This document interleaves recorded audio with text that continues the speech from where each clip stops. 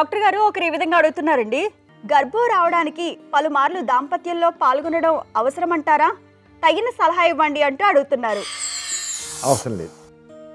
గర్భం రావడానికి పలుమార్లు దాంపత్యం పాల్గొనవలసిన పని లేదు. స్త్రీలో నెలకు ఒక్కసారి అన్నం విడుదలవుతుంది. ఆ విడుదల అనడానికి పురుషుని వీరికాణంతో కలయిక చెందే అవకాశం కేవలం 12 అవర్స్ 24 అవర్స్. అనడానికి వీరికాణంతో కలిసే శక్తి కేవలం 12 నుంచి 24 గంటలు మాత్రమే ఉంటుంది. అది కూడా నెలకు ఒక్కసారి. ఈ 30 రోజుల్లో ఒక్క రోజు మాత్రమే ఆ గర్భం చెందాను. అదైతే పలుమార్లు ఏం లేదు.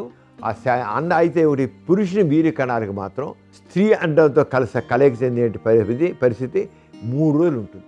అంటే స్త్రీకి అన్నం విడుదల 14 రోజులు జరిగింది. మెన్సెస్ అయిన 14 జరిగిందంటే వీళ్ళు 12 రోజులు కలిసి అనుకున్నాం. మెన్సెస్ 11 రోజునో 12 రోజులు కలిసి అనుకున్నాం. 14 రోజులు అన్నం విడుదలైతే ఈ 11 రోజునో 12 రోజునో పాల్గొన్నప్పుడు పడిన వీర్యంతో ఈ 14 రోజున విడుదలైన అండంతో కలిసి గర్భం వచ్చేస్తుంది. అంచేత ఆ అన్నం విడుదలలో పాల్గొనపోయినా, ఆ ముందు రోజు పాల్గొన్నా, అంత ముందు రోజు పాల్గొన్నా సరే గర్భం వస్తుంది. ఒక్కసారి పాల్గొనవచ్చు, ఒక్కసారి కూడా కడుపు వచ్చేస్తుంది. అంచేత పలుమార్లు సెక్స్లో పాల్గొనాలనేది కరెక్ట్ కాదు, అవసరం లేదు. అంచేత అండం విడుదల సమయంలో అండం విడుదల సమయం అంటే ఆ రోజుల్లో, అండం విడుదల రోజుల్లో ముందు రోజున లేదా ఆ రోజున కానీ అంత ముందు రోజు 2 రోజుల ముందు కానీ సెక్స్లో పాల్గొంటే గర్భం వస్తుంది. అంటే పలుమార్లు సెక్స్లో పాల్గొంటే తప్ప రాదు అనేది మాట కరెక్ట్ కాదు.